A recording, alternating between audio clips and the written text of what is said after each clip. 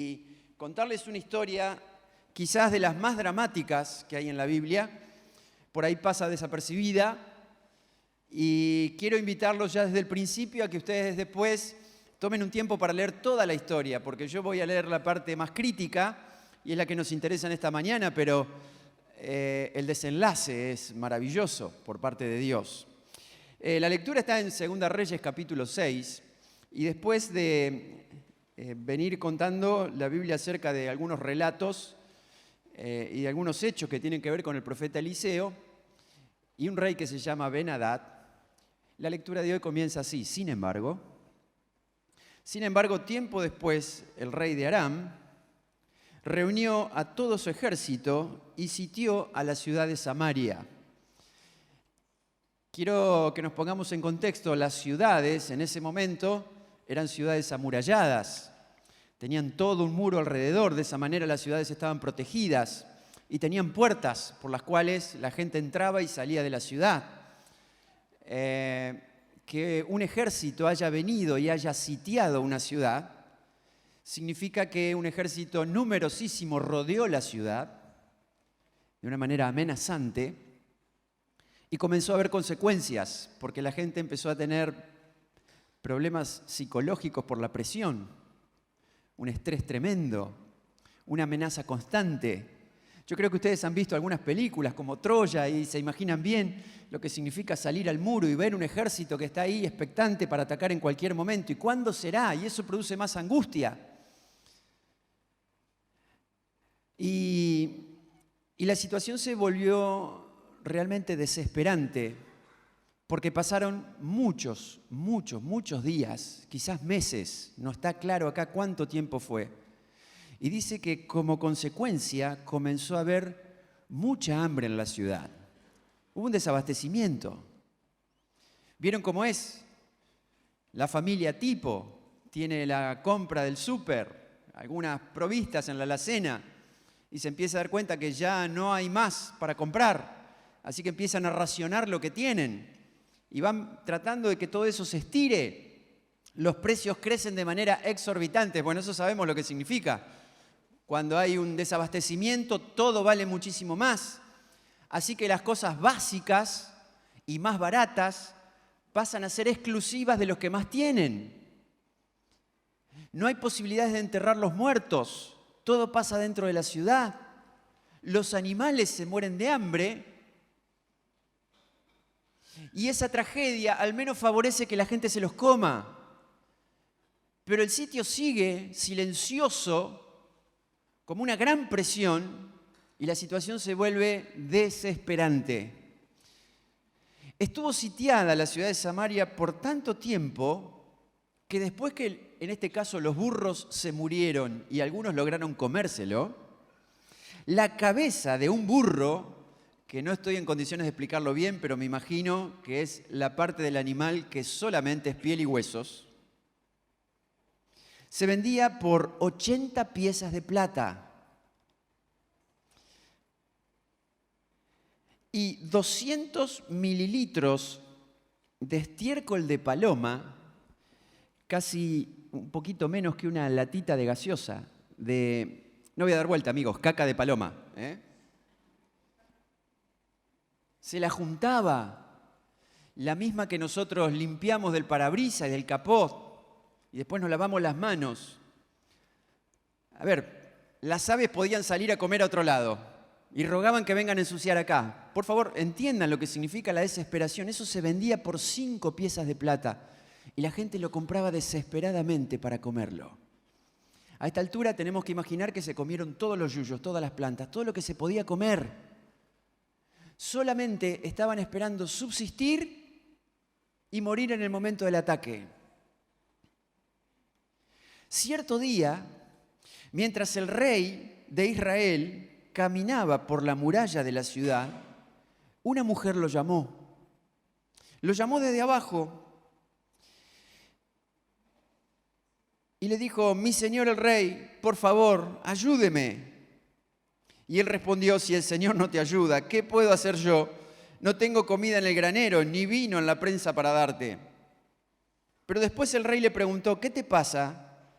Y ella contestó: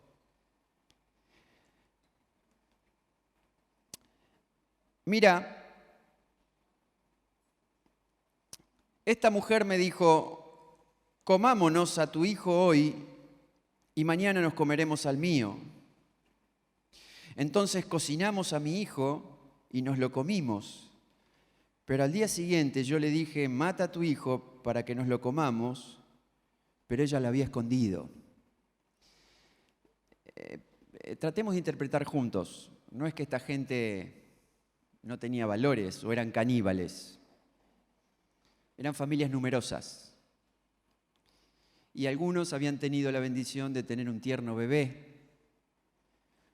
Pero en situaciones súper extremas. Nunca la hemos pasado, por eso no la podemos analizar. Solamente imaginemos cuando una familia se junta con otra y dice, tenemos 6, 8 hijos que se nos mueren mañana o pasado. La locura es decir, por lo menos matemos al bebé que no lo va a sentir. Hicieron un pacto entre 2 familias y para subsistir 2 días, primero iban a comer un bebé y después el otro. Sinceramente no podemos entrar en la mente de esta gente porque nunca nos pasó. Solamente tenemos quizás el recuerdo de estos jugadores de rugby que quedaron en los Andes y tuvieron que comer cadáveres para subsistir. No eran caníbales, se morían. Cuando el rey oyó esto, dice la Biblia, rasgó sus vestiduras en señal de desesperación, tomó su manto real desde arriba y lo arrancó y lo dividió de un tirón hasta abajo, en señal de desesperación, y como seguía caminando por la muralla, la gente pudo ver que debajo del manto real tenía tela áspera puesta directamente sobre la piel. Saben, en esa época la gente solía exteriorizar las cosas que pasaban adentro.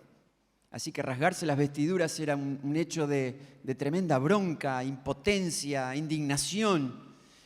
Y también en esa época alguien que estaba sufriendo era como una especie de autoflagelo o castigo.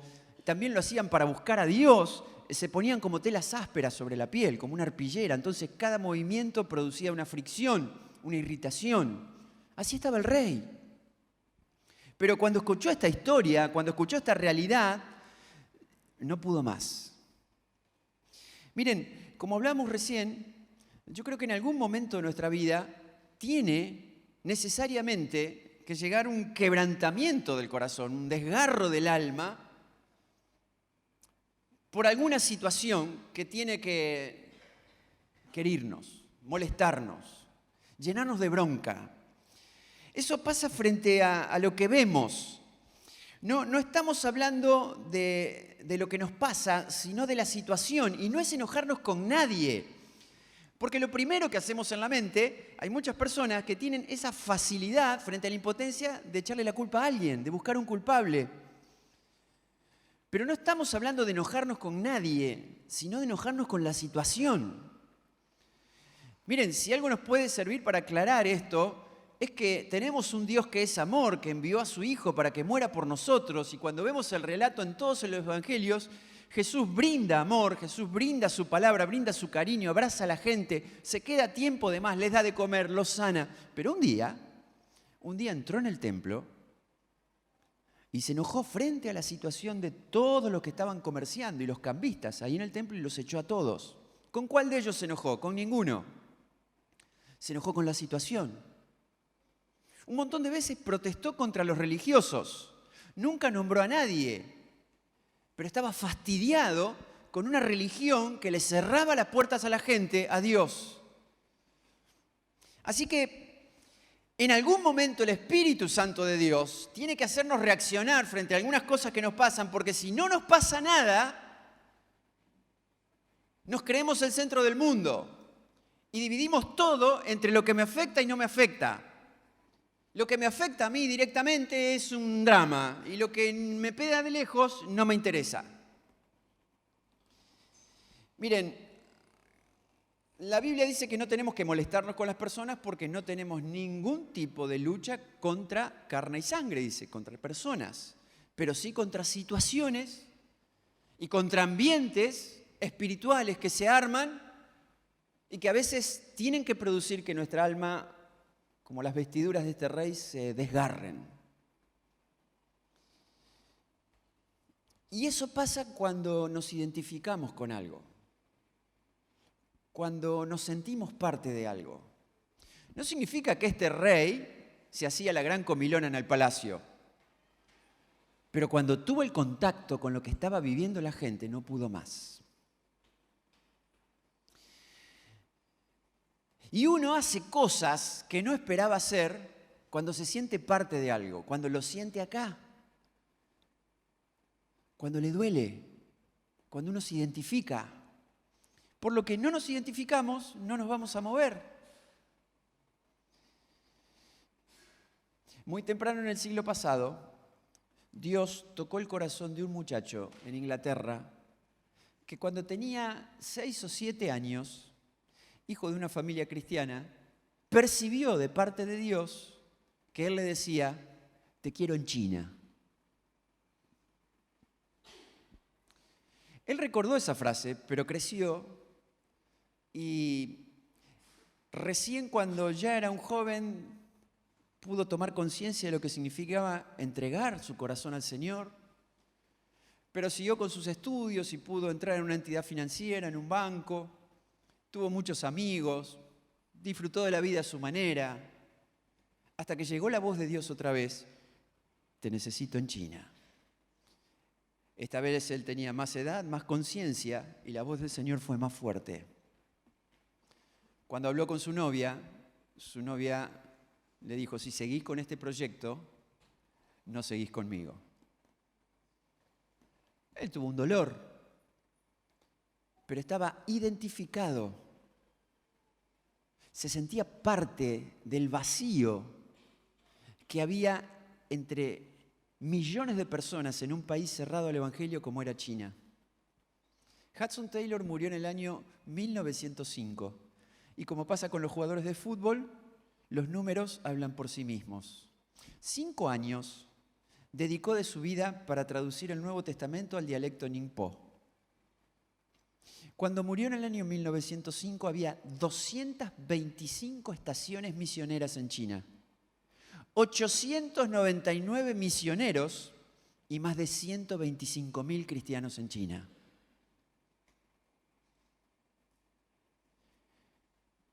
Pero si no le dolía, no pasaba nada.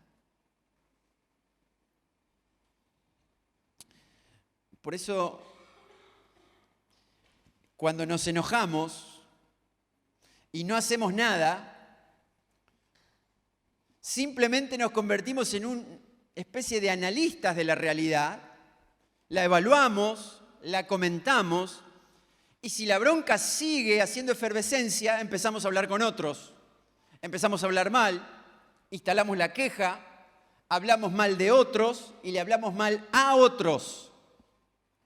Lo único que estamos haciendo es tratar de ponernos en movimiento, pero con comodidad, para darnos cuenta que deberíamos, o alguien debería hacer algo, pero la Biblia dice que cuando entendemos que hay que hacer algo y no lo hacemos, es pecado.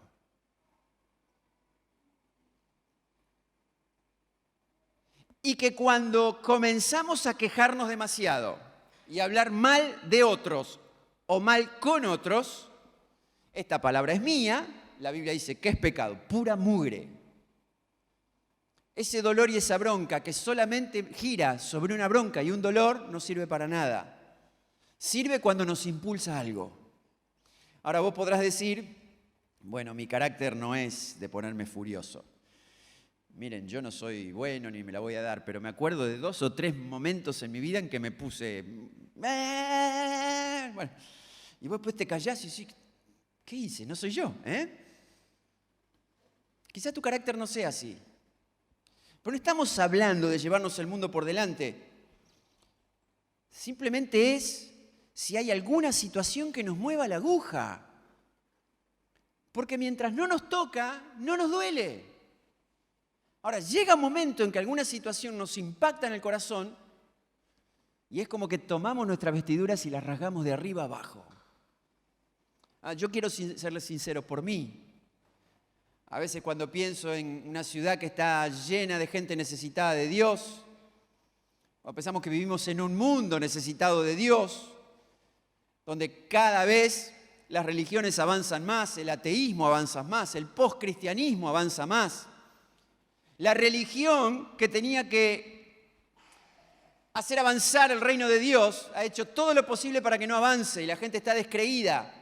Y frente a esas situaciones, hablo por mí, a veces lo único que hago es desprenderme el primer botón de la camisa y decir, algo hay que hacer. ¿Recuerdan ustedes, si les gusta el fútbol, si no les gusta quizá lo han visto, Estudiantes de La Plata tenía un técnico hace poco, un par de años, que se llamaba Nelson Vivas. Un domingo salió él a la cancha con una camisa blanca a dirigir a su equipo y por alguna circunstancia del juego que ya no recuerdo, frente a un fallo él protesta y el árbitro lo echa al técnico. Insultó, dijo todo lo que tenía que decir, se puso furioso, tan furioso que mientras iba camino del vestuario, delante de todas las cámaras, agarró el cuello de la camisa de los dos lados así, y arrancó todos los botones, saltaron todos. Furioso.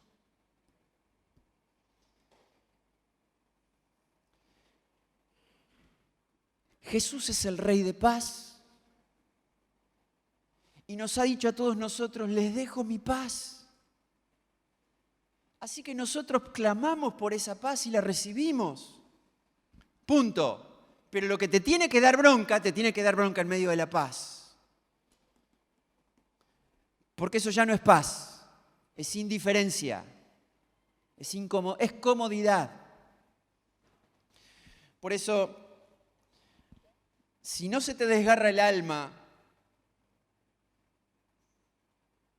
cuando escuchás alguna historia, ya no tan lejana, más cercana. Saben, esto para nosotros no es una institución, es una familia donde nos pasan cosas, donde nos apoyamos mutuamente. Vos y yo escuchamos historias nuestras, historias de otra gente. La Biblia dice que en los tiempos finales, en los tiempos difíciles de la historia, la gente iba a perder el afecto natural. ¿Qué es lo natural? Que un esposo y una esposa se amen. Que padres amen a sus hijos. Que los amigos sean leales. Entendemos que eso es natural. Cuando se pierde lo natural, empezás a escuchar un montón de historias que se vuelven normales y nunca deberían haber sido. Hablar con un amigo tuyo que no tiene la más pálida idea de lo que le pasa a la esposa.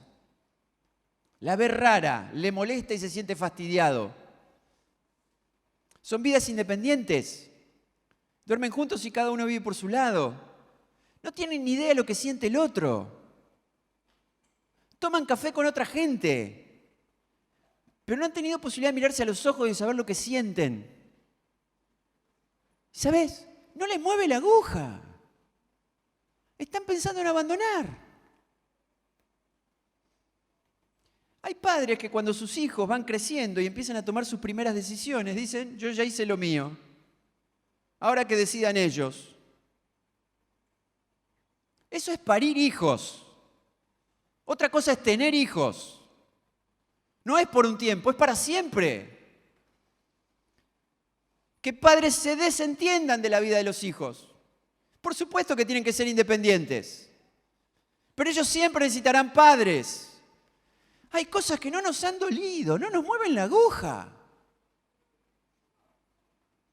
Hijos que ya tienen edad para entender que a los padres les puede pasar algo, no les mueve la aguja, están pensando en ellos. Somos el centro del universo. Si algo nos molesta, es porque nos hace mal a nosotros. Hablamos de nuestro sufrimiento.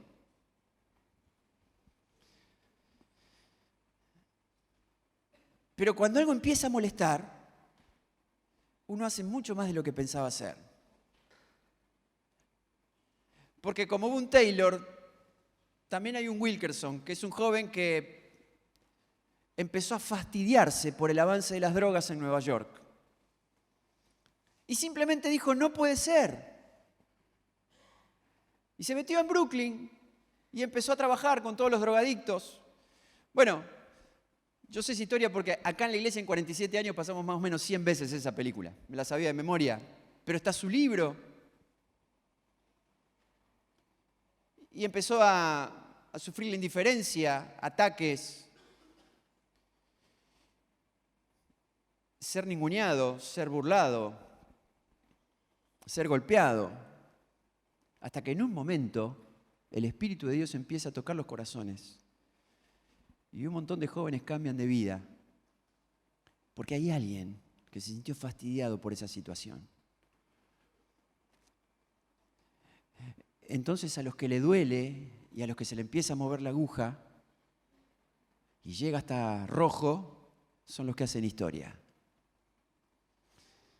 Yo termino diciendo que el quebranto suele abrir puertas.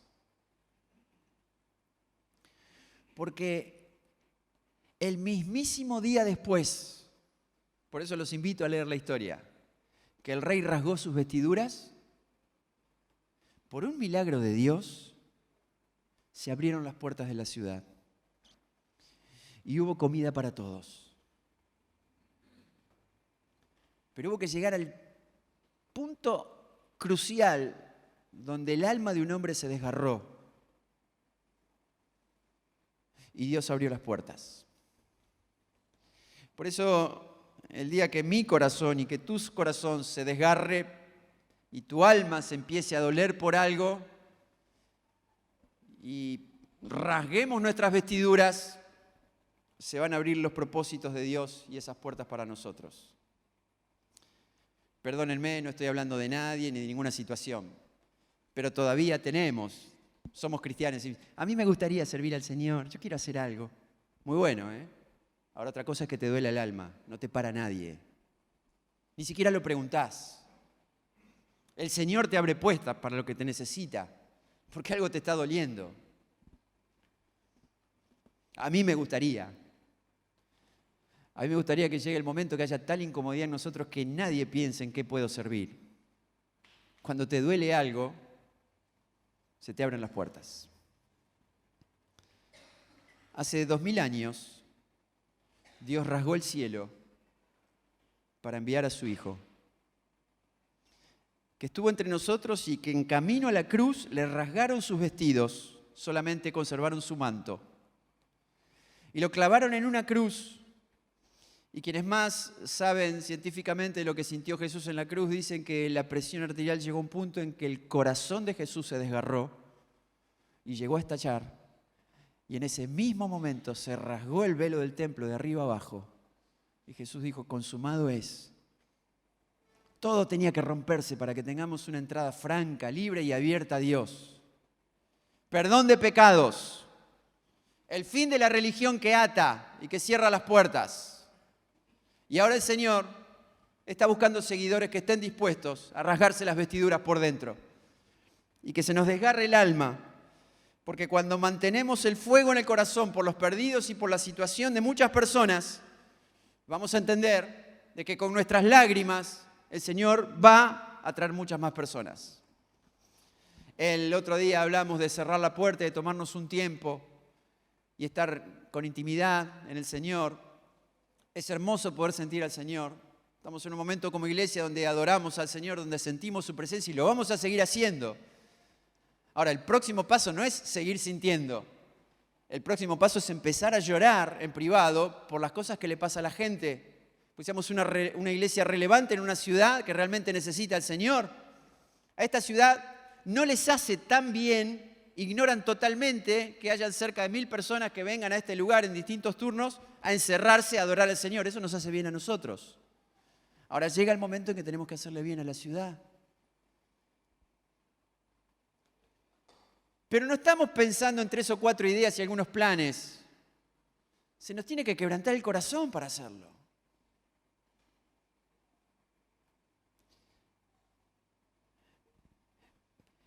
Creo que tenemos que dejar que nuestro corazón se desgarre y se quebrante por las mismas razones que se quebrantó el corazón de Jesús.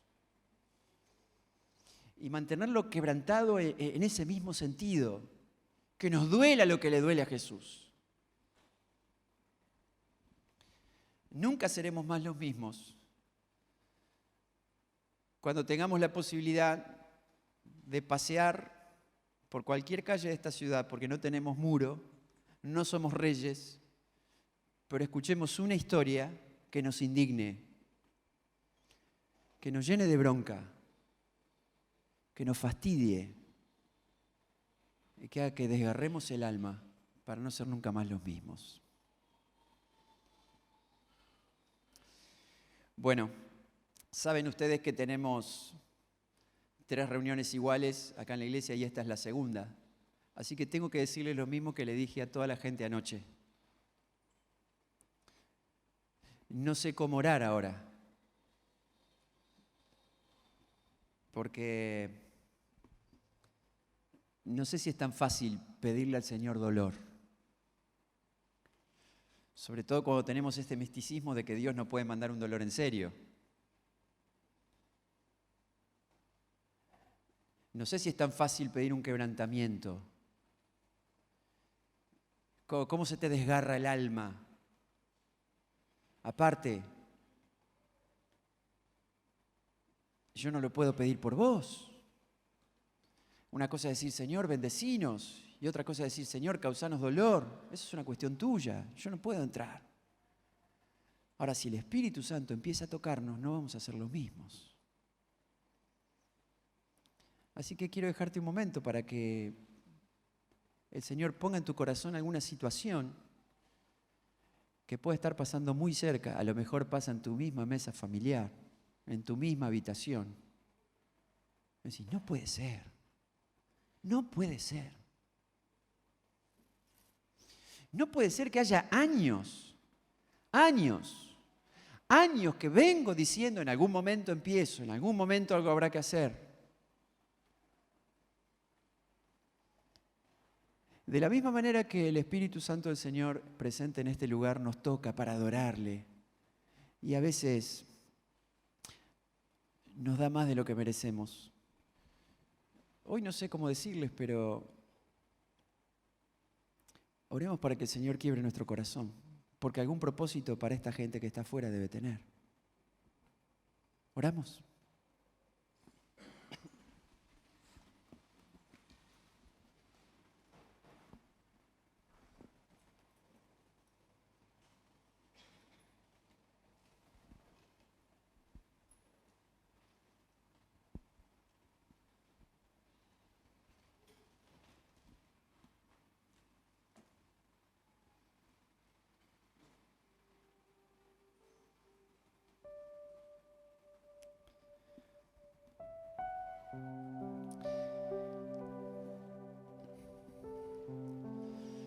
Señor, por mí y por mis hermanos acá esta mañana,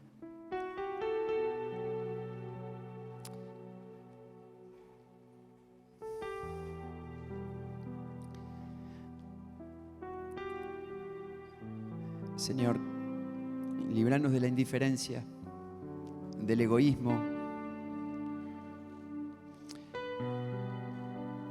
de la soberbia, de la autosuficiencia.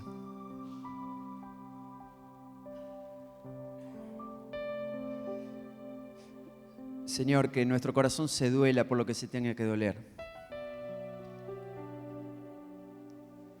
Y que si esto te glorifica, que si esto amplía nuestra visión y que si esto moverá nuestros corazones, dentro de nuestro ser interior, muchas vestiduras sean desgarradas en este momento, Señor.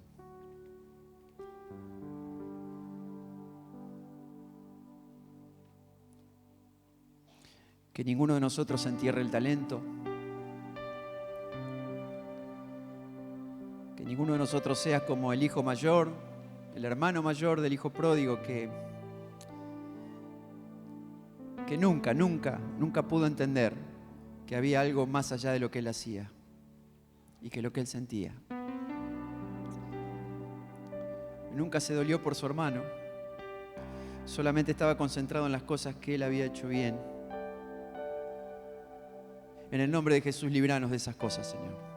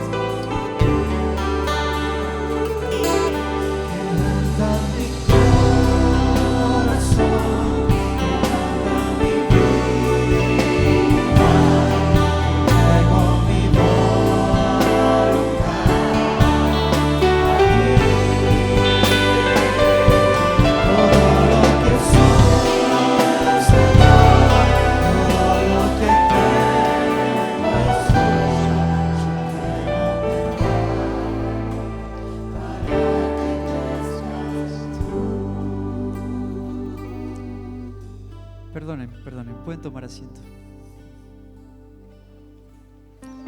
No quiero frenar esto es espontáneo, pero hay algo más. Hay algo más porque no podemos terminar así, o al menos seguir. Porque el Señor está presente acá entre nosotros y tiene que hacernos doler el corazón. Pero ahora quiero ponerme en lugar de alguno de ustedes en particular, que quizá pueda decir, dolerme a mí, ya me duele desde hace rato. Yo dolerme por otros no puedo con mi dolor, voy a poder con el del otro. Desgarrar el alma, ¿querés que te cuente? Entonces, quiero decirte algo a vos también, porque el Señor es bueno. Hay una especialidad del Espíritu Santo